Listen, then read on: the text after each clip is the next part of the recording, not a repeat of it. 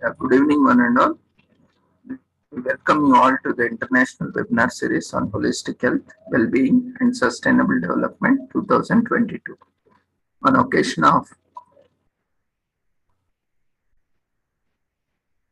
World Social Work Month, World Health Month, World Press Freedom Month 2022, and commemorating Azadi Ka Amrit Mahotsav, nation celebrating 75 years of independence, an international conference on social work and sciences towards One Health and Sustainable Development 2022 in collaboration with Sri Holistic Health Foundation India and Sri Research Institute and Center for Art, Sciences and Wellbeing.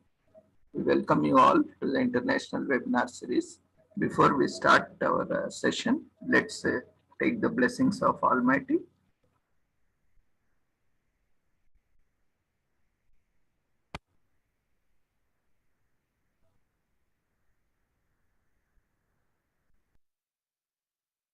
कुरुत्वं कल्याणम् आरोग्यं धनसम्पदः शुभं कुरुत्वं कल्याणम् आरोग्यं धनसम्पदः शत्रुबुद्धिविनाशाय दीपज्योतिर्नमोऽस्तुते दीपज्योतिर्नमोऽस्तुते शुभं कुरुत्वं कल्याणम् आरोग्यं धनसम्पदः शुभं कुरुत्वं कल्याणम् आरोग्यं धनसम्पदः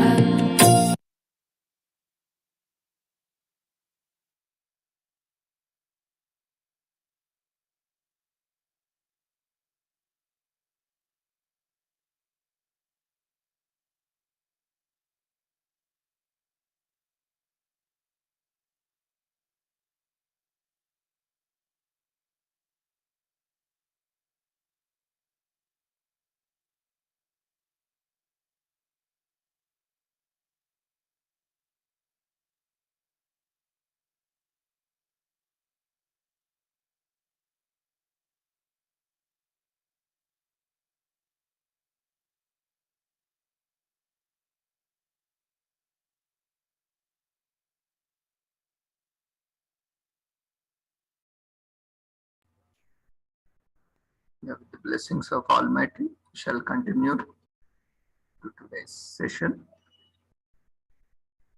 Today, we have with us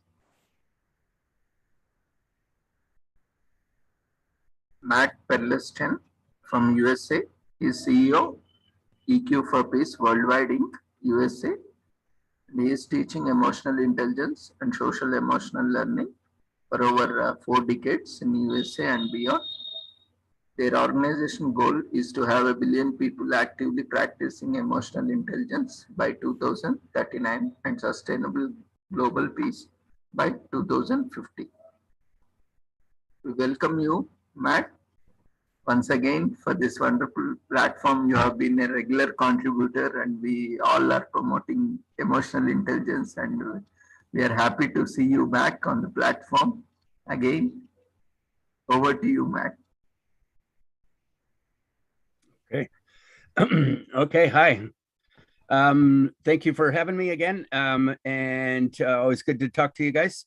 I know some of you try to do a little bit different this time because we've done some of this same subjects before. So I'm going a little deeper into we call positive mental health. So let's talk about that if we could. So welcome everybody. Just sit back and enjoy, hopefully, or get involved actually if you want. Let me go ahead and share my screen real quick. Here we go. All right, tell me if you can see my screen okay? Yes, Matt, please continue. Great, okay, very good. All right, well, let's talk about positive mental health.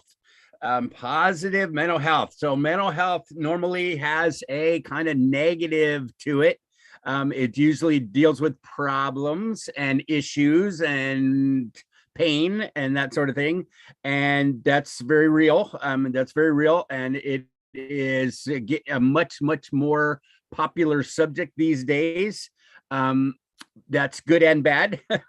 It is good because we need to talk about it and we need to work with our mental health. And it is a huge issue in your culture, in our culture, everywhere. And nobody has ever talked about it much before.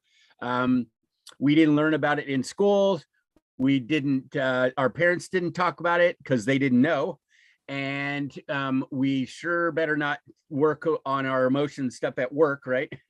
So where are we supposed to learn this stuff? We learn it the hard way through the school of hard knocks, I call it, which is a very painful way to work to learn. It can be effective, it cannot be. Basically, we're left to our own self to figure stuff out. And that sometimes we do, sometimes we don't. Some people never figure this stuff out, and that's a shame. A lot of people live in a lot of pain unnecessarily. And as I'll talk about some very, very negative things are happening because people don't know how to deal with their emotions, their thoughts and their feelings. They don't know that they can deal with them, and they don't know how to deal with them.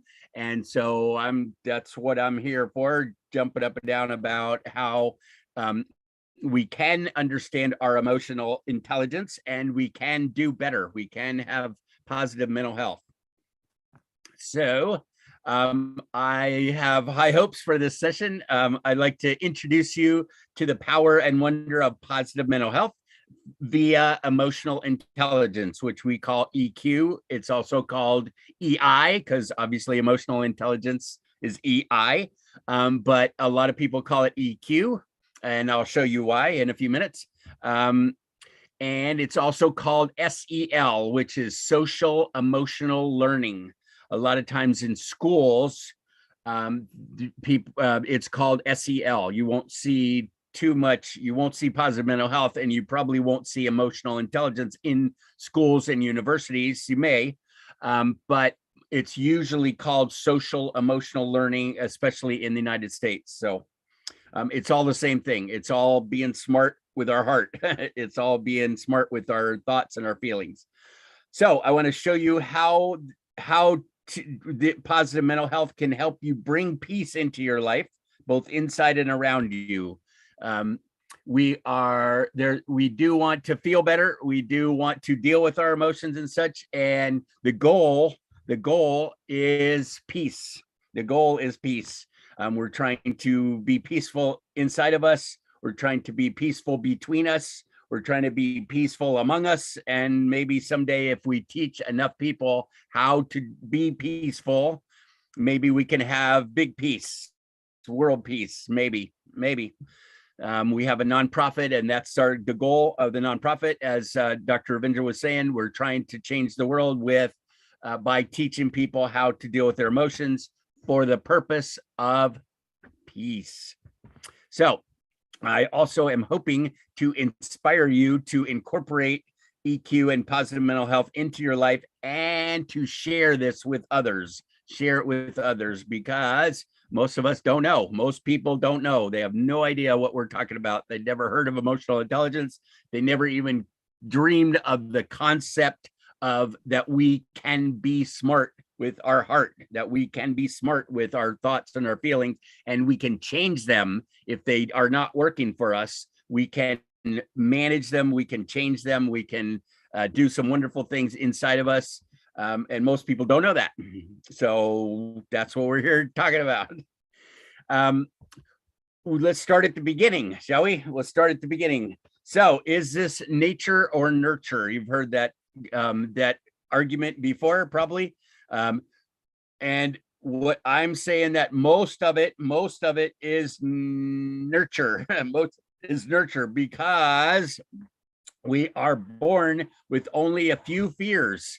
We're born with only a few fears. The way I've learned it is, you might disagree, but it's hard to prove this, but they say that we are born with the fear of loud noises and the fear of falling.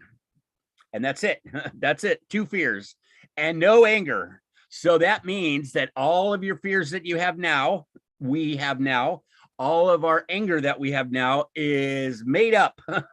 We made it up along the way, or we picked it up, or we decided that that's something that we should be afraid of, or that we should be angry about, or whatever. And we decided that, which means that's really, really, really good news, you guys. That's really good news, because that means if you decided it, you can undecide it. If you were born that way, it's a little bit harder. But if you brought it up, or you learned it as you came along, then you can unlearn it or relearn it if you want to. So that's really good news. We can unlearn it. So I have since we're peaceful, calm, happy, and loving our original state. That's our original state. We have two new granddaughters in our family, two wonderful, beautiful little girls, and one of them is 3 now. And so I've been watching her very closely, and she's an incredible little person.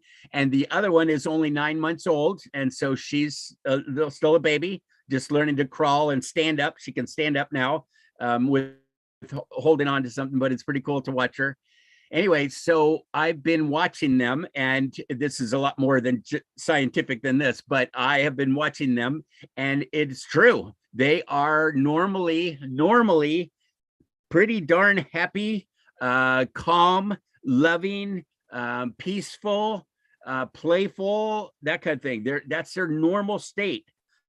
The only time they're not is when something's not going well. If they're hungry or tired, or diaper needs changing or something like that, then they are not happy, and they express that they're not happy, like little kids do, and which is okay, which is cool. They're emoting. But the cool part is that if they get their needs met, they go back to being happy again, because that's our natural state.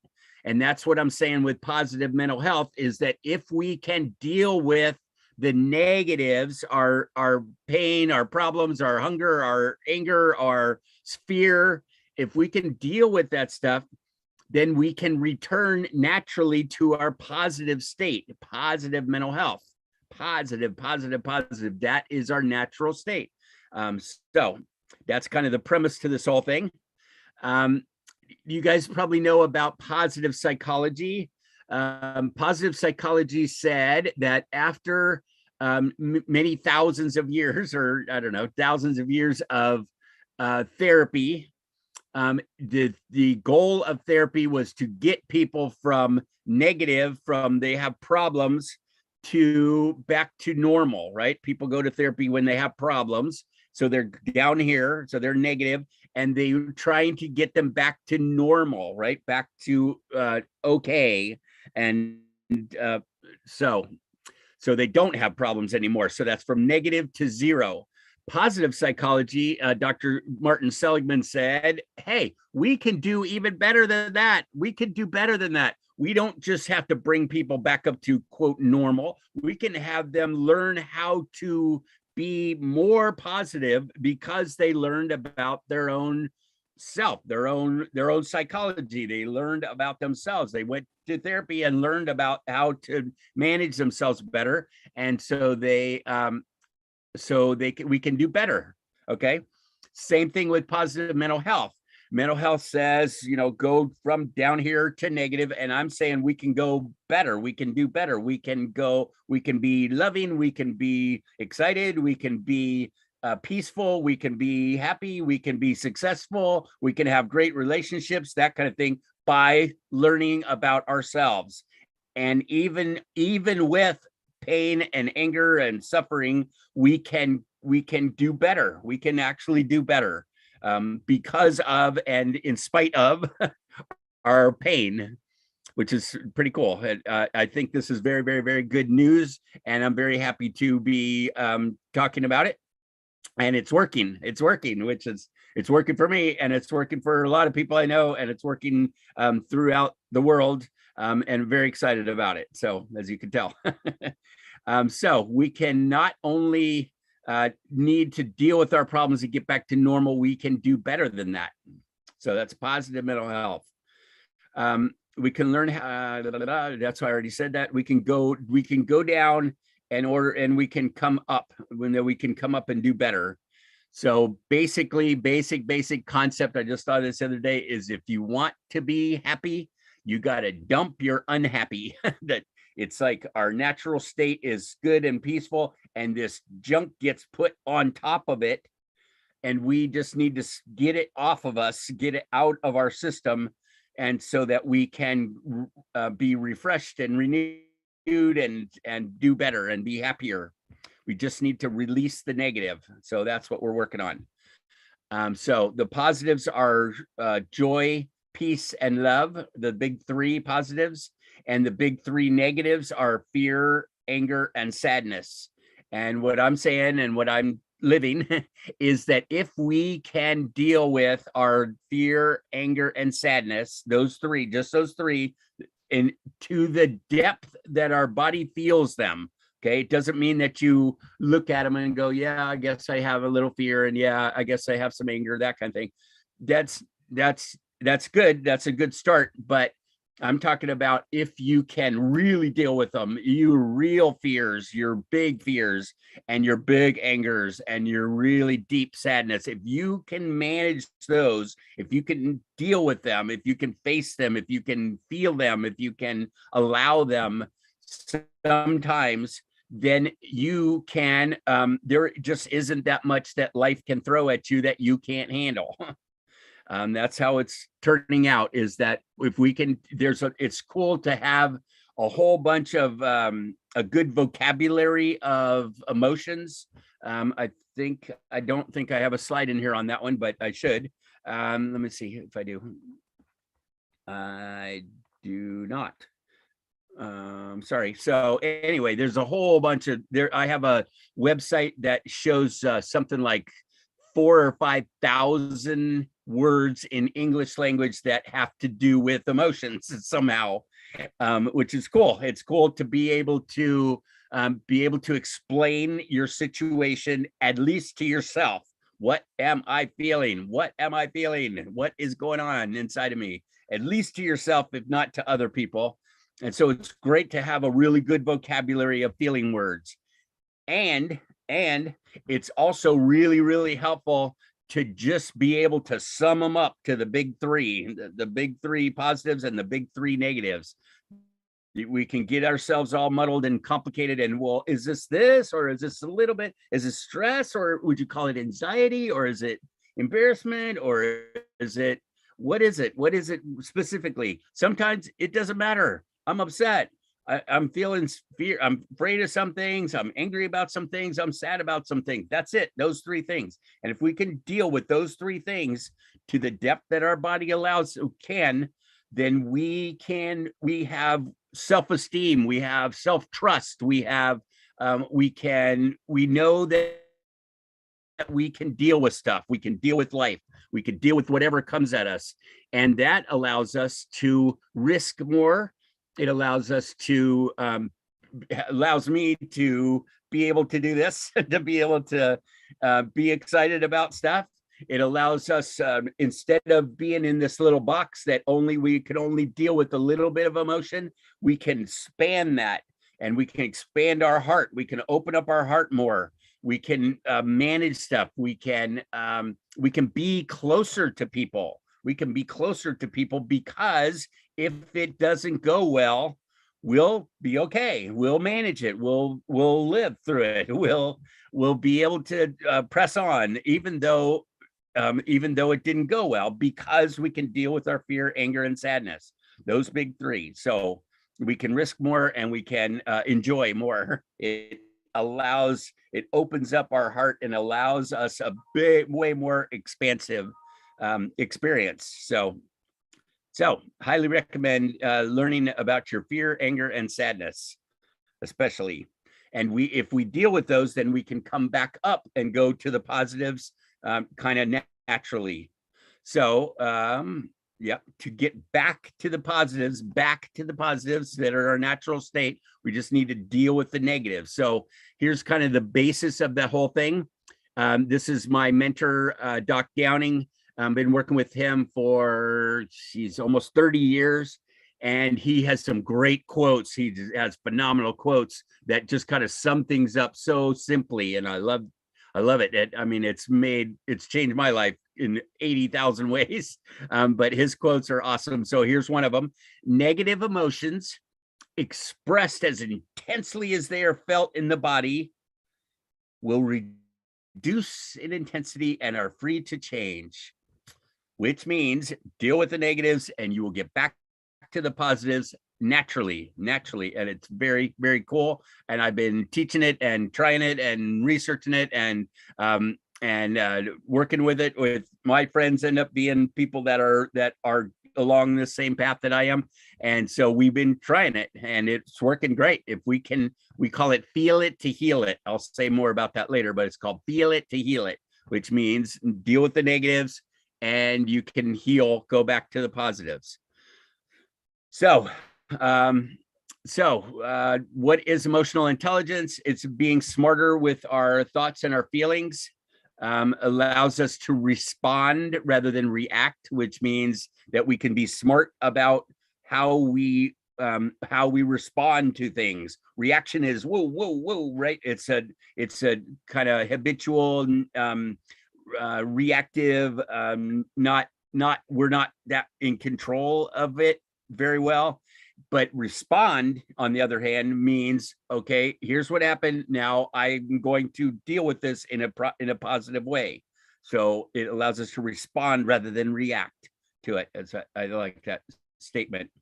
Some of the things that are happening in the world because we don't know how to deal with our emotions are like violence and abuse and addictions and I don't know if you guys know about the suicide rates are just awful now. Another one of, you might have heard, famous country singer in the United States, a very popular country singer in the United States, killed herself last week. The day before she was going to get a Lifetime Achievement Award for the Country Music Hall of Fame. The day before, I was like, oh man.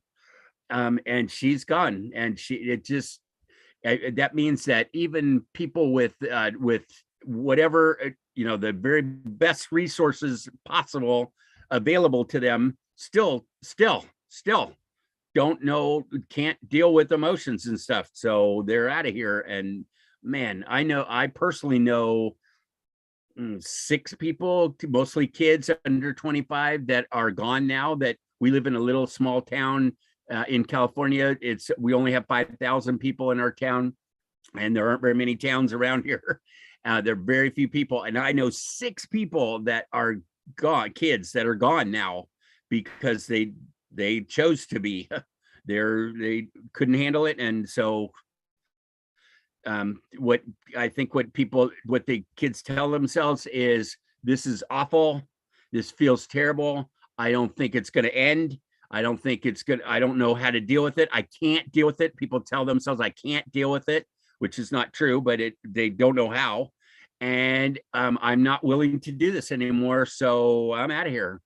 And it's so sad. It's so sad. I feel like this is not an optional, nice to have skills anymore. This isn't just that's nice that you can deal with your emotions, that's good. No, this is survival skills. This is coping skills. This is life or death stuff. It's not funny anymore. And it makes me sad to think of how important it is, and it makes me sad to think of how few people have been taught how to deal with their emotions, and that's a shame. I mean, so many people are in pain, and because they don't know, because no one ever taught them. So that's why I was hoping, I said at the beginning of this, I'm hoping to inspire you to also share what you know about emotions, because most people don't know how to deal with them. They have no idea. And so that's a very, very bad thing. Ignorance is not bliss in this case. Ignorance is not bliss in this case, not at all. They need to know. So, divorce also, health problems, mental health, of course, even physical health. Now, there's numerous studies and research now showing the connection between long-standing unresolved emotions and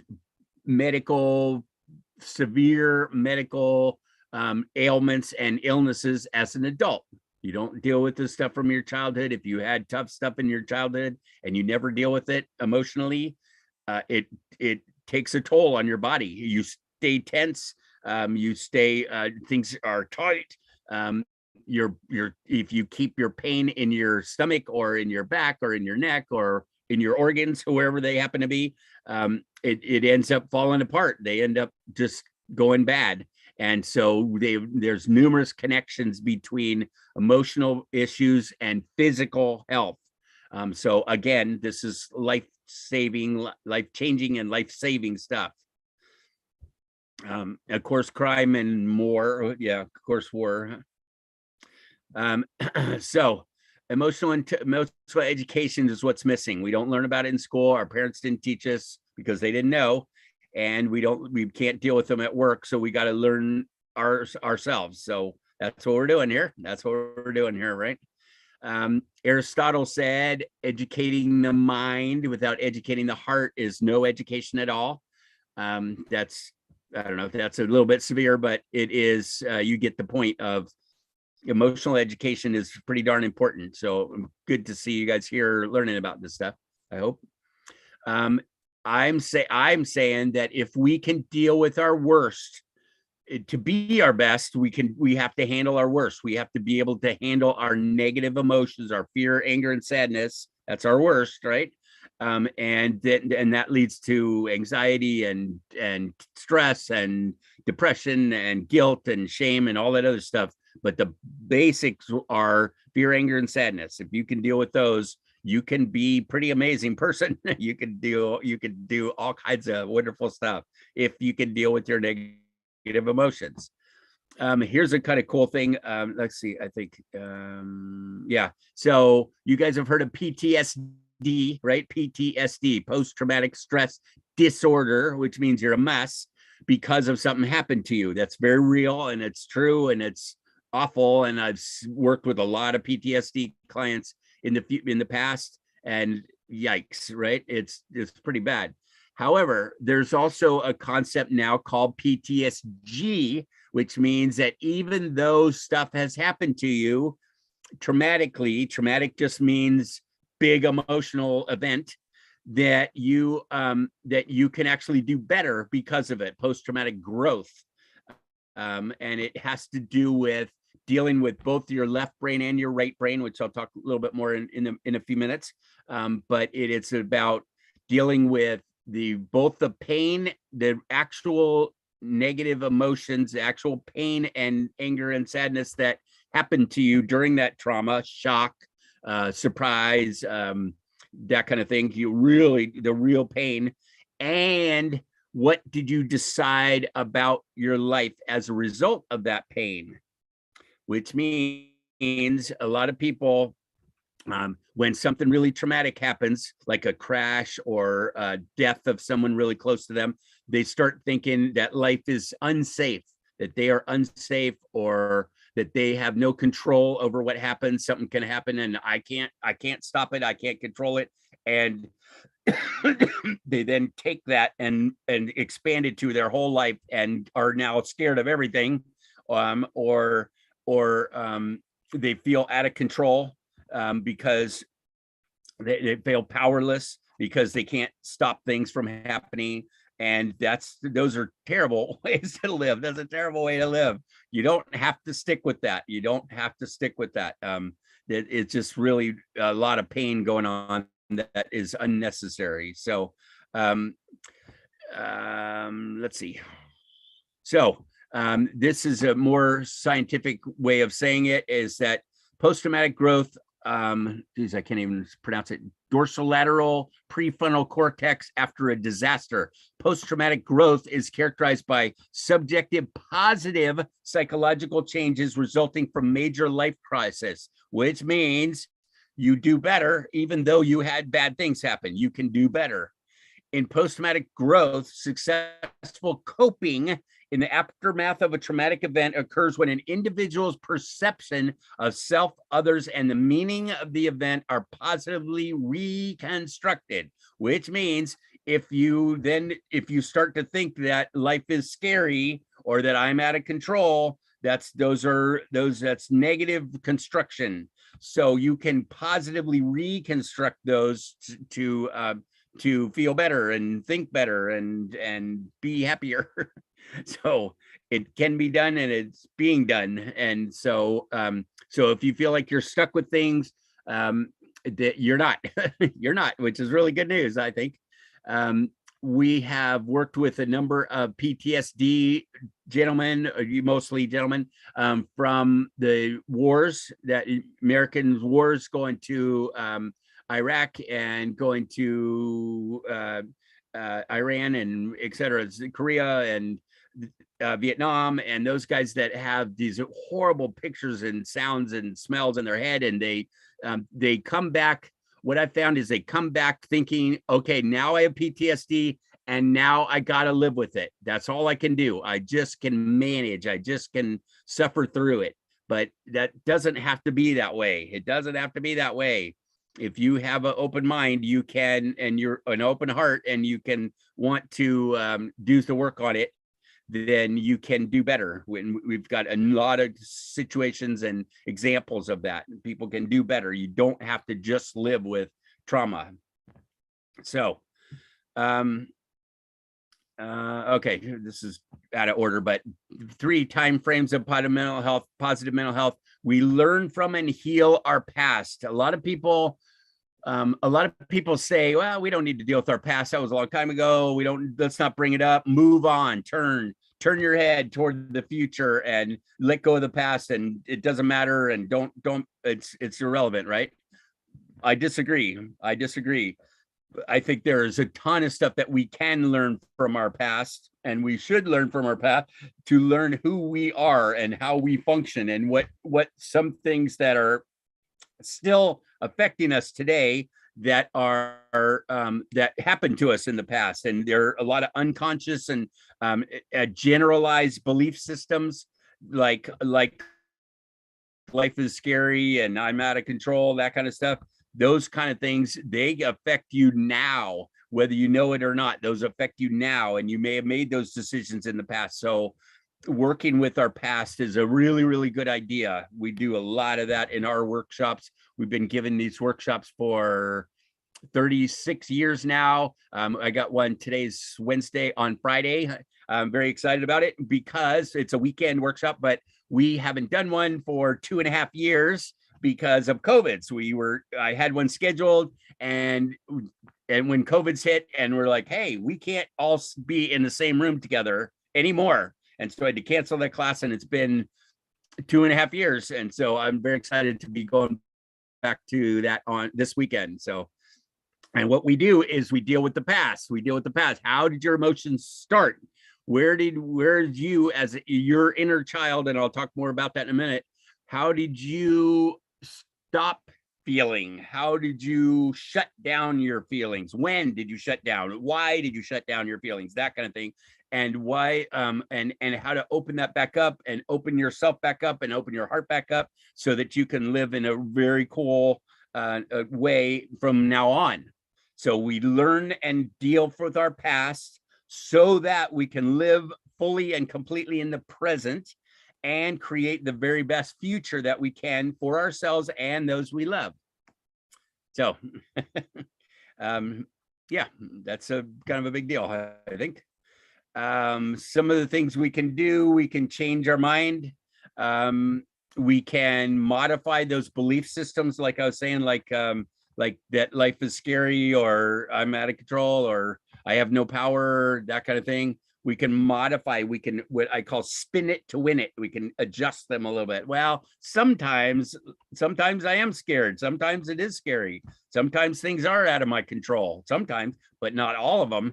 Not all of them, because we tend to generalize and go, that's life is like this. Well, sometimes it is, sometimes it's not. And then we can deal with those things. We can release our negative feelings. We can take conscious actions. We can decide how to be. We can take into account both our left brain, our logic, our does this make sense when we're making a decision? Does this make sense? And our right brain says, does it feel good and feel right?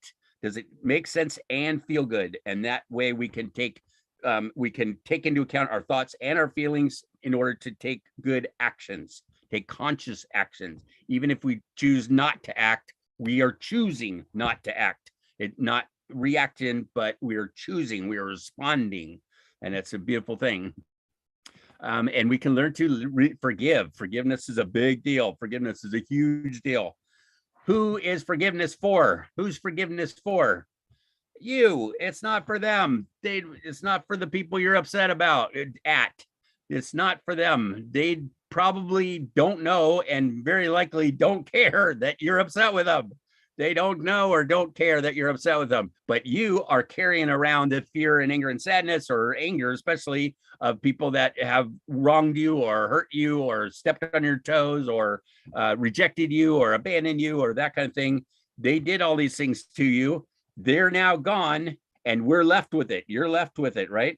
So forgiveness is about releasing the pain between me and you, releasing the pain, which sometimes means you got to feel it first, and you let go of that, and then you're like, okay, now I see this person. I don't have to carry this pain around with me, and I feel better. They don't maybe know or care what's going on with you, but you do, and you can do things. You can forgive. You can forgive. We already did these. So already said that. Okay, so this is kind of a cool concept. A lot of people like this. It's very, very simple, but it's really a neat way of looking at our life. Is that there are three parts to us: you, little you, big you, and big you. Okay, it's kind of oversimplified, but it's very fun. Little you is you in the past, and that could be way in the past or 15 minutes ago, right? It already happened. It's you. It's there. You can't really change it because it already happened. We can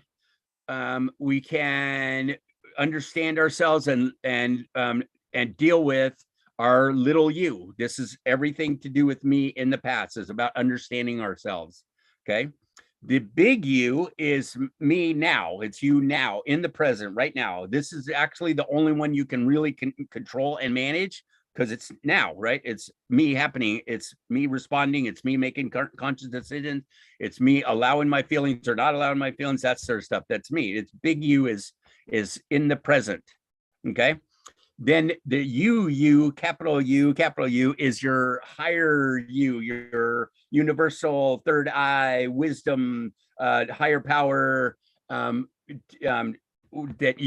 knows, right? There knows what's going on. So, you that believes, that gives, that okay, yeah. So you get the idea. So there's little you from the past, big you is now, and you is up here. It's up here. And that's, if you can break your life up into those three parts of you, it's pretty cool. It actually is one of the most important relationships in your life, actually, is the relationship between you now and you in the past, which means, are you mad at you for some stuff that you did? Or do you feel guilty about stuff that you did or didn't do? Or do you feel shame for stuff that happened in the past? Do you have sadness about stuff that happened in the past? Right? Fear is future based, but sadness and anger are past and stuff that's happened in the past. So how is your relationship with you in the past? Our time, our big you, our present you, our job is to help little you deal with the stuff that happened to you as a kid or in the past. Some of the stuff that you might be carrying around, some of your leftover pain and anger and sadness. So big U's job is to make it safe and to get yourself into a safe environment so that you can deal with that stuff. And then you guys do it together. You guys do it together. Big U and little you do it together, which is, like I said, the most important relationship. And it makes it so you never feel alone because you have yourself always to hang around with, which is pretty cool. And you also have you, the big capital U's, to give us guidance and support and direction and that kind of thing.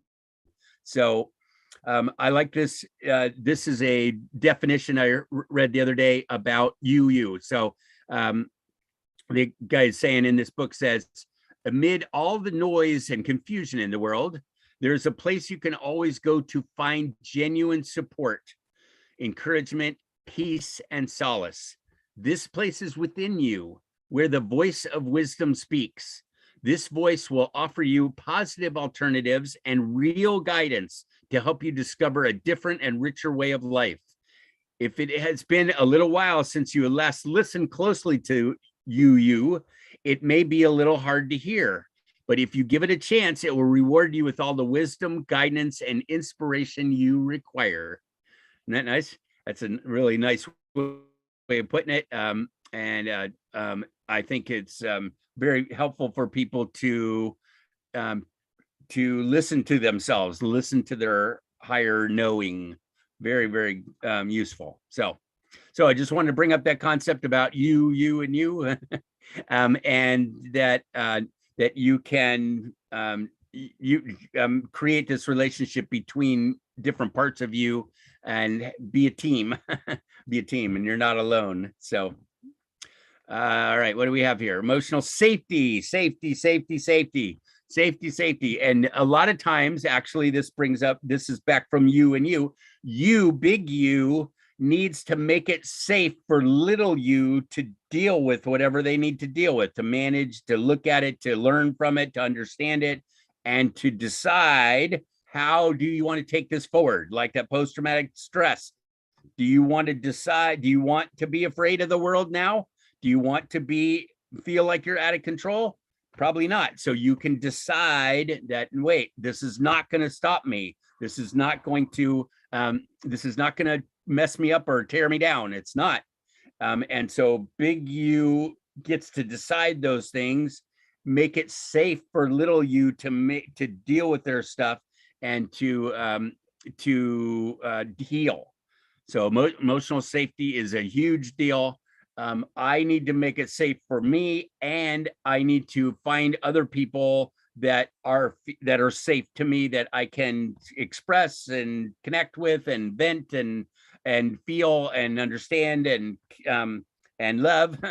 And it's all about safety. So if we can make it safe for we can make it safe for other people to express their feelings and deal with their feelings, you become so valuable to them. Try it sometime. Try it with your kids or with your spouse or whoever. Listen, shut up and listen to them. I call it shut up and listen to them. And if your thoughts and feelings are important to you, well, guess what? They're important to them too.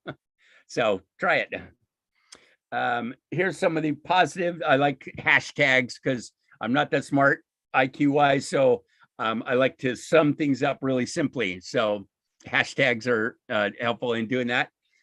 We have this thing called purposeful positivity. Try saying that 3 times fast. Purposeful positivity.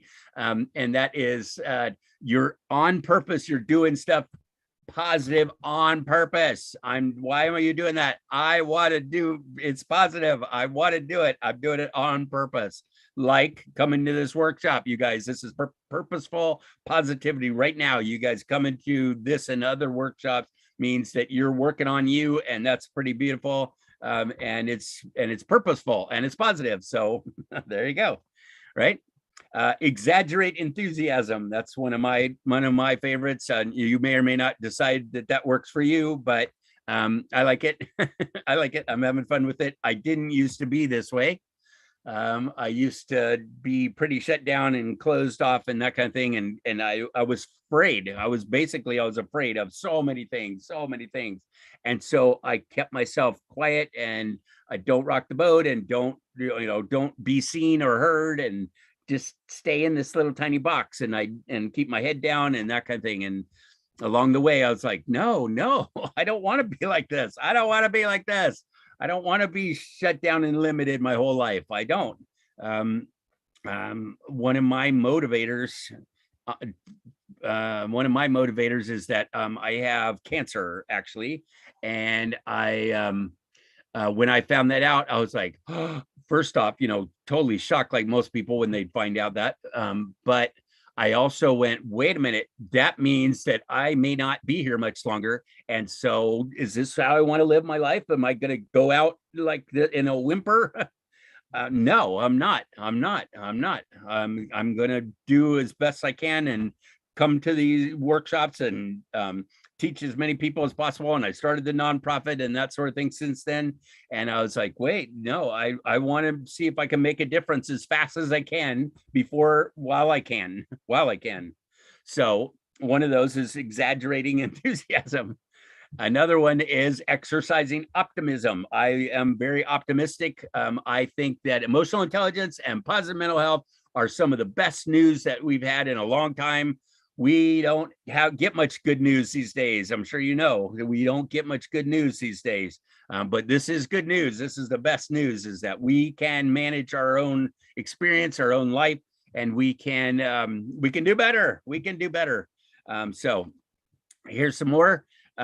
Feel it to heal it, I mentioned earlier, which just means that a lot of mental health and a lot of emotional training and that sort of thing is about how to not feel your feelings. It's how to change them as fast as possible. Quick, go for a walk, or meditate, or do yoga, or do something to get rid of those feelings. Well, that's good. Those are all good things, and they're good strategies. And the one that people hardly ever talk about is the very most simplest one, which is, if you have a feeling, feel it. Let yourself feel it, because your body will thank you. Your body does not want to carry this junk around, this baggage around with it. And so if we just stop for a minute and let ourselves feel the fear or anger or sadness or whatever it is, just for a minute, it's not fun and it's not comfortable, but if we can allow it just for a minute sometimes, then we can let it go. We can just let it go. And our body is like, thank you. I didn't want to carry this, please. Thank you very much. That's big you talking for little you, okay? Little you's got this pain in your body. Big you goes, okay, just feel it for a minute. Let me be okay feeling stuff for a minute. And when it does, then we can let it go. Our body feels it, releases it, and we can fill back up. We can go back to our natural state of peaceful, joyful, and loving, right? The positives. So feel it to heal it, name it to tame it. I like that one. That basically means, what are you feeling? What are you feeling? Like I said, I missed the slide for that. I should have had one in there for that one. I have one. But it's a whole bunch of words that are feeling words. And if we can identify what we're feeling, sometimes that feels better all by itself right away. And it helps us to describe ourselves to ourselves and understand ourselves and accept ourselves and like ourselves and love ourselves and that kind of thing. So if we just can be able to name what we're thinking or feeling, oh, okay, well, yeah, now that makes sense. Okay, all right. And I can see where that came from, and I can understand, and I can have compassion and empathy for myself and others in that order. So name it to tame it works really well. And then, as I mentioned earlier, spin it to win it, which means when we have a big negative thought, which becomes a big negative emotion a lot of times, we don't have to stick with that. All right. We can have the thought, it already happened. So we can't stop it and we can't necessarily change it because it already happened. But we can adjust, we can have a different thought, we can have a better thought, we can consciously decide how to think.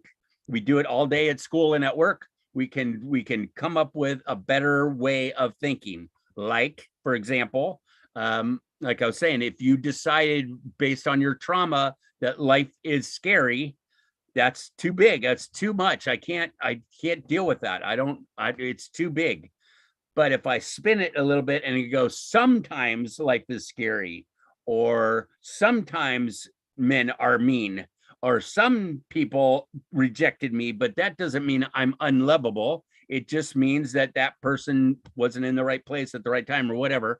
And we can spin it to win it, what I call it, which is adjusting our thoughts, is to have a better thought, a smarter thought, a more responsive thought that then leads to more responsive and happier feelings. So we can adjust things, spin it to win it. So I probably should have put this a lot earlier, but we're basically looking at ourselves. We're basically looking at ourselves. EQ is a meta study. That's like me looking at me, right? Of you and me and we. We call it metacognition, which means we are thinking about what we're thinking about. And meta emotion is feeling about what we feel about.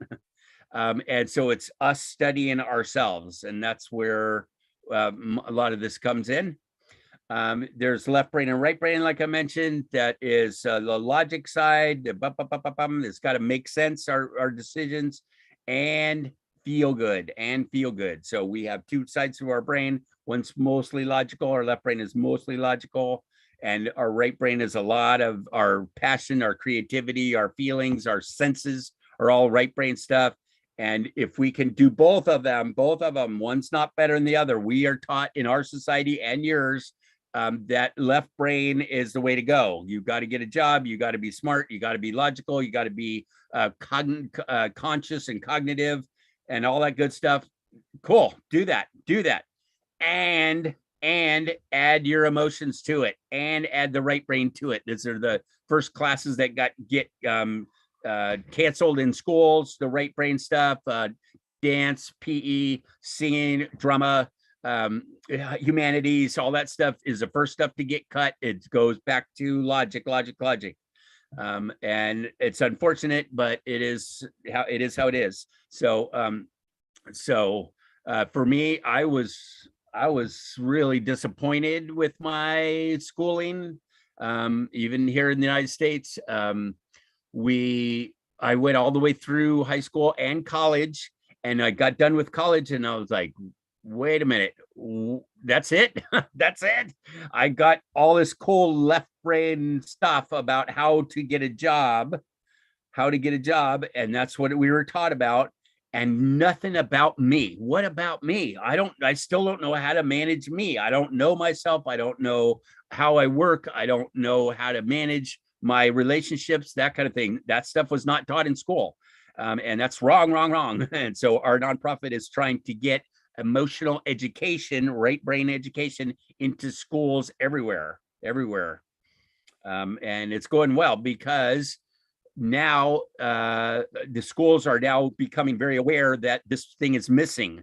This big piece is missing, even all the way up to universities. A lot of them. I'm really having a good time doing this because they're sucking it up. They're loving it because they know that they don't know. They're consciously incompetent, we call it, which means they know that they don't know, and they're interested and they're excited and they're ready to learn about how to deal with ourselves. And unfortunately, like I said, the reason it's so popular now is because so many people are hurting, and so many people are having mental health issues, and so many people are committing suicide, and so many people are not doing well. Violence is up, abuse is up, divorce is up, suicide is up. And so we're like, wait, this is not cool. In the United States now, we're really pushing on it today. This is, I think Dr. Ravindra mentioned, this is Mental Health Month. May is Mental Health Month in the United States. very excited about that. I'm doing more more workshops in the next couple of days for this month, and I'm really glad that it is becoming popular. It's on TV all the time now. Regular commercials are about mental health, and I'm like, yes. There's one about how to listen to your friends. That was a commercial on how to listen to your friends. I'm like, wow, that's cool. That's very cool. So basically, this is what I'm saying is that we have good left brain logic. We're good at that, and that's cool. That's good. That's a wonderful thing. But we're not too good on our right brain. So raise that up, like this guy in the picture. Raise it up, and it's a balance thing. It's not one is better than the other. Neither of them are better than the other. We need both. We need both. We need logic and emotion, both. So see if you can increase your emotional intelligence on purpose. Balance is the key. Left and right brain. Does it make sense? And does it feel good or feel right? That becomes responsible decision making. Values are a big part of this too. I should put in here. We're not talking about, there are people who are really good at manipulating people because they understand emotional intelligence, or they understand how emotions work, and they're good at manipulating people for negative reasons. That's not cool at all. That's not okay. So values and being a good person and wanting to do good, not bad, and is a big part of this. So responsible decision making, not just decision making, responsible. If we don't like what we're thinking or feeling, or they're not working for us, we can change them. And the reason I put both of those is because if we don't like it, we're unhappy, we're upset, we're grumpy, we're whatever, then we can change it. And sometimes we not grumpy, we feel really good, like addictions are an example of that. Ooh, this feels really good, but it doesn't make any sense. It doesn't make any sense. So we got to do both, right? It may feel great, but it's not working for me because it doesn't make any sense, and I can't stop it, or I don't think I can stop it. So anyway, so it's got to feel good and make sense both, and we can change it if it's not working right. I should have put this a lot earlier. I just found this the other day. This is, you guys may know, emotional intelligence got popular from Daniel Goleman. You'll see him down the bottom here. This is his company now, is Keystep Media. He wrote the book in 1995, so 27 years ago, called Emotional Intelligence: Why It Can Matter More Than IQ. More than IQ. Well, like I said, he's now into balance now also, but he wrote that a long time ago. And it was super popular. It's on Time Magazine's 20 most influential books of all time, which I'm happy about that. It's a big deal. And this is his perception of how emotional intelligence works. Self-awareness, I got to know about me. Self-management, I got to manage me. This is in order, by the way. I got to be able to manage me. Then social awareness, I can understand what's going on for you and other people. And then I can manage my relationships with other people, right? So that's kind of how that works. There's a ton of benefits to it. Emotions matter a lot. And so I'm hoping that you will give yourself more permission. One of the greatest books around about emotional intelligence is called Permission to Feel by Mark Brackett. And he runs the Yale Center for Emotional Intelligence, Yale University in the United States, one of our most prestigious universities. I heard a talk from him yesterday, and he said, I have two jobs. I'm a professor, and I run the emotional intelligence thing at Yale. That's one job. My other job, I run around the world trying to give people permission to feel, allow them to feel their emotion. I'm like, all right, go Mark. That's exactly what I'm doing. So it's pretty cool. So between stimulus and response, there's a space, which means when stuff happens outside of you, and then you take it inside of you. There's a space in there. In that space is our power to choose our response, And in our response lies our growth and our freedom, which means that no matter what happens to you, what happens outside of you, you then can respond properly out. It goes inside of you, then you can respond properly. So it goes outside, you bring it in as thoughts and feelings, you then process those thoughts and feelings and then bring them back out as actions and your results. And so so that's a kind of a really important part of how this works. I have only a few more minutes, so I'm trying to finish up here and talking faster. This is very important. This is probably the most important thing, in fact, of everything on here, is what I call emotional responsibility. Emotional responsibility, which means that your thoughts, your feelings, your emotions, your decisions, your actions, your values, your attitudes, your motivations, all that stuff are yours. They're yours 100%, not some of them, all of them, all the time. And if you can take that leap, this seems to be the tipping point. If you can take that leap to say, no, no one has ever made me angry, ever. No one makes us angry. No one has ever hurt my feelings. I did that by myself. I heard what happened and I took that and put it inside of me as anger or fear or sadness or whatever it is. I did that. And that is really super good news, because that means that you can adjust it. You're in charge of it, not them. It's not them. It's not the pandemic. It's not your boss. It's not your spouse. It's not the government. It's not any of that stuff. It is me. I'm in charge of me. So no matter what's happening outside of me, I still get to choose what happens inside of me. I get to choose and manage what happens inside of me. And that is a very big deal. It's super good news. But it's tough. It's tough. You got to take responsibility for your own thoughts and feelings, all of them, not some of them, all of them. And if you do, you can do great things. If you don't, then you become kind of a whiner and blamer, victim kind of person. And that's no fun. And then it's them and I'm out of control and oh my, and poor me and all that kind of stuff. I'd highly suggest that you don't do that. You can if you want to, but I would suggest emotional responsibility. So commit, connect, create, to do. Okay, so this is kind of the basis of our nonprofit. The question is, the Dalai Lama said this: the question of real, lasting world peace concerns human beings. So basic human feelings are at the root. Human feelings, sound familiar? Are at the root of world peace. Think about that. Our feelings are the root of world peace. Through inner peace, genuine world peace can be achieved. That's a big deal. That's huge. In the importance of individual responsibilities, right, is quite clear. An atmosphere of peace must first be created within ourselves, then gradually expanded to include our families, our communities, and ultimately the whole planet. That is the basis of our nonprofit. We are trying to teach people how to do inner peace and interpersonal peace and social peace. And someday, maybe, we're going to get big world peace. So I'm excited about that.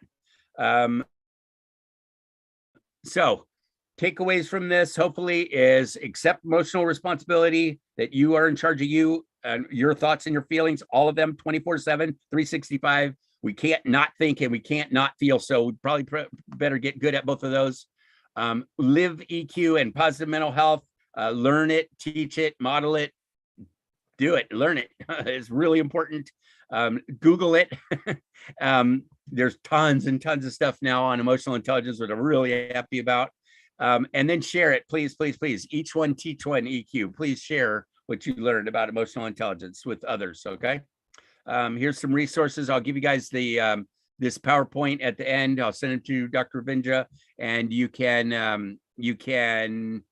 go through it if you want to. There's a bunch of resources in here. These are some of the stuff. We can be friends. Let's go ahead and let's connect on WhatsApp or on Facebook if you want. And this is our nonprofit. If you want to join in our mailing list, this is the link to do that. So very fun. Thank you very much for having me. I appreciate it. I unfortunately have to go, and so I'm not going to have much time for. I'm not going to have time for questions and such. But I am going to. I got to go in just a minute. So, okay, Dr. Vinjo, I'm passing it back to you, sir.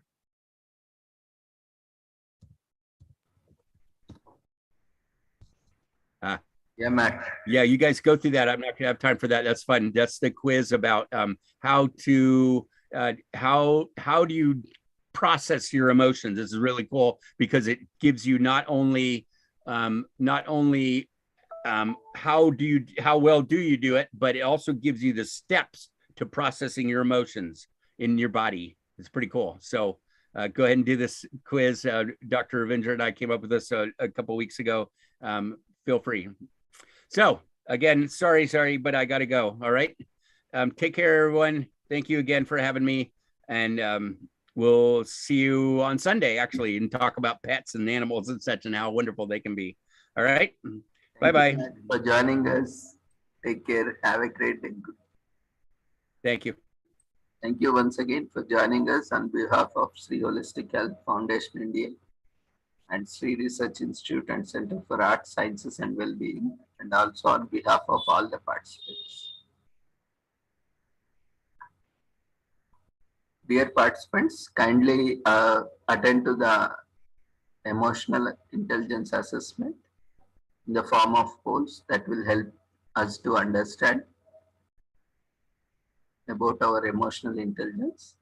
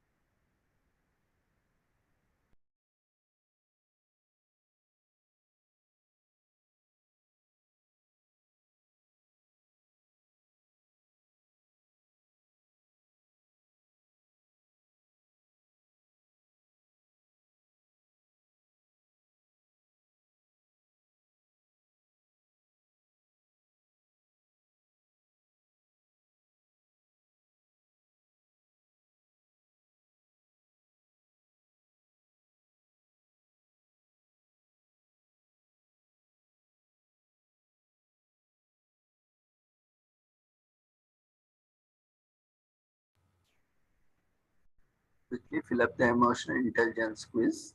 Then we will be sharing the feedback form for this session, which is mandatory for receiving the certificate.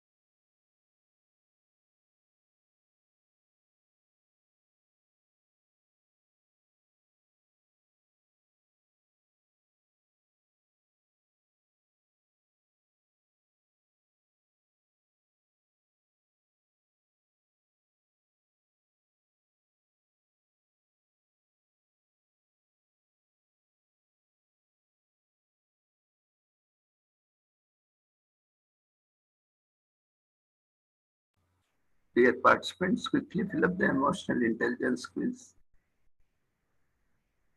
We'll be ending in another 2 minutes, and then we'll be sharing the feedback form for today's session.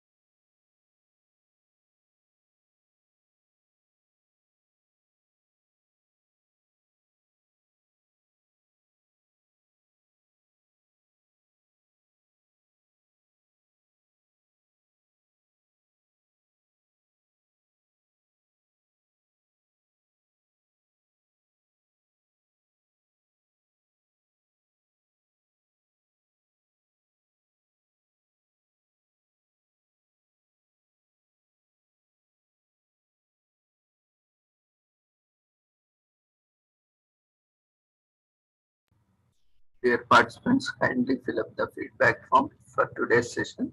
It's mandatory to receive your certificate. Certificate will be issued within 15 working days. Then check webinar website for the Google Drive link to download your certificate within 15 working days.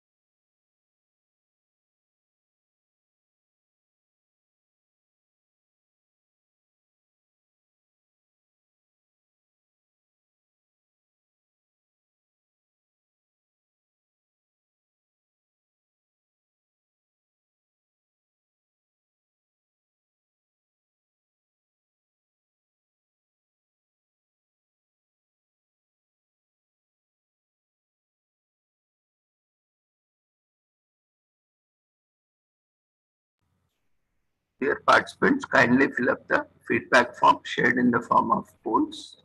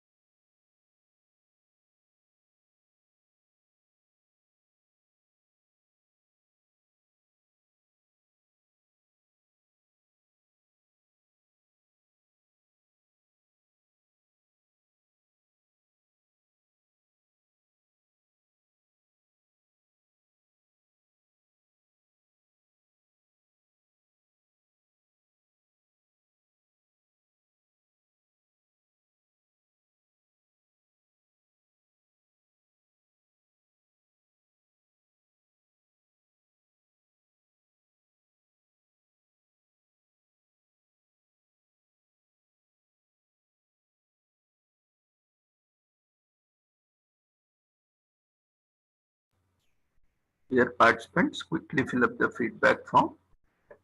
After filling up the feedback form, you can leave the platform.